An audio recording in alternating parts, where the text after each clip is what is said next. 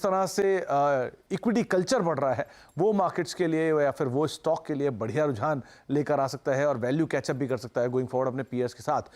तो एक और नाम बीएचईएल, कैपिटल गुड्स स्पेस की दूसरी दिग्गज कंपनी, पहले लार्सन एंड टूब्रो फिर बीएचईएल, करीब 160 रुपए के टारगेट्स के लिए 25% का पोटेंशियल अपसाइड। यहां पर भी एक स्ट्रॉन्ग ऑर्डर बुक कंपनी की तरफ से है, साथ साथ एक मजबूत असेट बेस कंपनी का करीब 1.25 लाख करोड़ रुपए के आसपास की दमदार ऑर्डर बुक है और एक अच्छा असेट बेस है, इसके दम पर यहां पर खरीदारी चलने की राय।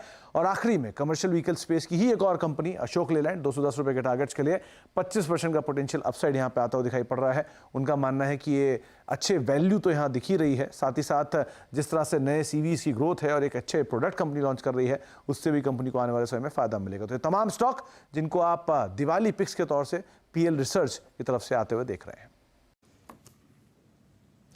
तो पीएल रिसर्च की दिवाली पिक्स की तमाम डिटेल्स सुमित ने आपके साथ अभी शेयर की, लेकिन अगर हम आज के मार्केट के एक्शन की बात करें तो आज कुछ सेलेक्ट पॉकेट्स तो काफ़ी अच्छी परफॉर्मेंस दिखा रहे हैं। उसमें से एक है केमिकल स्पेस। दरअसल आरती इंडस्ट्रीज के अच्छे नतीजों के बाद केमिकल स्टॉक्स का जो हाई है, क्यों ये तेजी बनी है, क्या कारण है, बताने के लिए नितिन मोहता हमारे साथ मौजूद हैं। बताइए थे। सबसे पहले दो चीज़ें दीपाली, सबसे पहले अगर हम बात करें आरती इंडस्ट्रीज़ के नतीजों की, तो अच्छे रिजल्ट्स के बाद, क्योंकि जो अनुमान था वो बहुत ही जो है फ्लैटिश क्वार्टर का था और उसके मुकाबले अगर हम देखें तो अनुमान से बेहतर नतीजे आए, क्योंकि मार्केट को लगता था कि दबाव बहुत ज़्यादा बनेगा केमिकल शेयरों में, खास करके आरती इंडस्ट्री जैसी कंपनी को जो फार्मा इंटरमीडिएरीज भी बनाती हैं। लेकिन अगर हम मार्जिन की बात करें तो यहाँ सुधार दिखा पहली बार, तो इसको लेके काफ़ी स्ट्रीट उत्साहित था और इसीलिए स्टॉक में लगभग 10% की तेजी आप देख रहे हैं। इसके अलावा मॉर्गन स्टैनली की आज एक रिपोर्ट आई है केमिकल सेक्टर पे, जहां इनको लगता है कि फिर से एक बार इन्वेस्टमेंट साइकिल जो है केमिकल कंपनीज का शुरू हो जाएगा। जो ग्लोबल इन्वेंट्रीज हैं, जो ग्लोबल माल डंप हो रहा है, वहां कमी आ सकती है आने वाले दिनों में, जिसको लेके वो उत्साहित हैं। और कंपनीज भी यही फीडबैक दे रही हैं कि जो इन्वेंट्री प्रॉब्लम है चाइना में और यूरोप में, वो कहीं ना कहीं अब बॉटमिंग हो रही है और जैसे ये डंपिंग बंद होगी शायद फिर से एक बार आपको केमिकल के दामों में ग्लोबली फर्मनेस आती हुई दिखाई पड़ेगी। मॉर्गन स्टैनली ने आज आरती इंडस्ट्रीज और एसआरएफ दोनों को अपग्रेड किया है ओवरवेट से, जो पहले वो इक्वल वेट थे।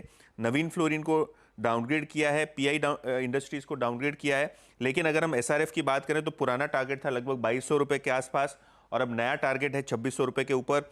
आरती इंडस्ट्रीज का पुराना टारगेट था 450 रुपये के आसपास, अब वो बढ़ के 575 रुपये हो गया है। और नवीन फ्लोरिन और पीआई इंडस्ट्रीज, इन दोनों के टारगेट्स में इन्होंने कटौती की है।